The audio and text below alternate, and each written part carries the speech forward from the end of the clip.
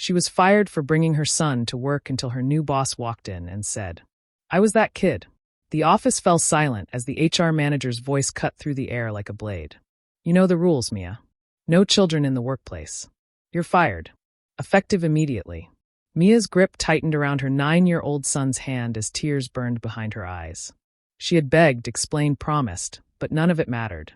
Now, with her son's wide, frightened eyes looking up at her, she had no choice but to walk away. Little did she know, the real storm was just beginning.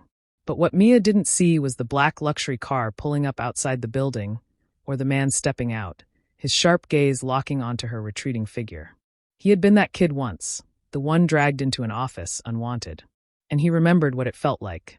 Mia Carter was a single mother of one, a fierce, hard-working woman who had spent years climbing the corporate ladder only to have it kicked out from under her the moment life got messy. Her son Noah was her world. But when the babysitter canceled last minute and her boss refused to understand, Mia had done the only thing she could. She brought Noah to work, hiding him in a back cubicle with a tablet and snacks. It had worked, until it didn't. Now, with no job and rent due in 2 weeks, Mia swallowed the lump in her throat as she led Noah out of the building, her pride in tatters. Just as they reached the sidewalk, a deep voice called out behind her. "Wait!" Mia turned and froze. A tall man in an impeccably tailored suit stood there, his expression unreadable. The employees behind him shifted nervously. "You're Mia Carter?" he asked. She nodded, bracing for another blow. Instead, he looked down at Noah, then back at her. "I'm Daniel Reeves, the new CEO." Her stomach dropped. Of course, the corporate takeover no one had stopped talking about. And here she was, already fired in front of him. But then he said the last thing she expected. "I was that kid once." Daniel didn't reinstate her immediately. Instead, he asked to speak with her privately. Inside his office, he told her a story she never saw coming. 30 years ago, my mother brought me to her office because she had no choice. She was fired on the spot.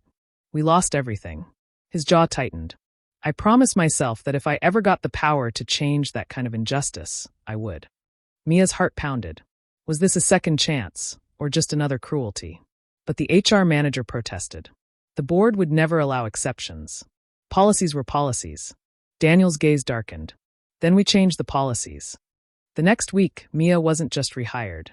She was promoted. And Daniel announced a new company-wide initiative, on-site child care for employees. But not everyone was happy. The old guard resisted, whispering about favoritism. Then an anonymous complaint was filed, accusing Mia of manipulating Daniel for personal gain. The board demanded a review. Mia's future hung in the balance. The hearing was brutal.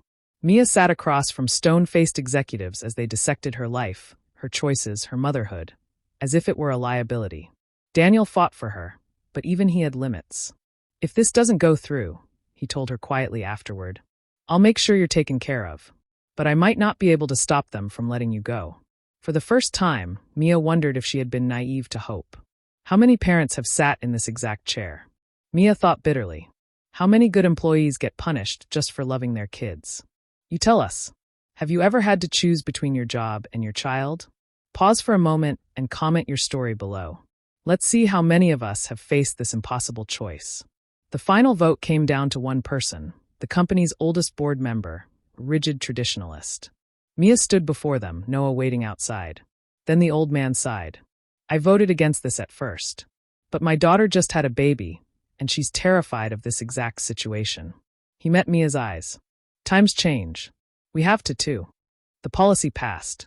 A year later, the company's employee satisfaction scores were higher than ever. Noah had his own little desk in the child care center, where he proudly did his homework. And Mia?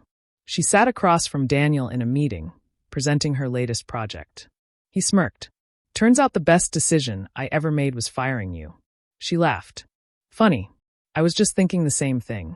Outside the window, the sun shone bright on a future that, for once, felt full of promise. This story is for every parent who's ever been made to feel guilty for loving their child and their job. Drop a like if you believe workplaces should do better. Let's make this go viral.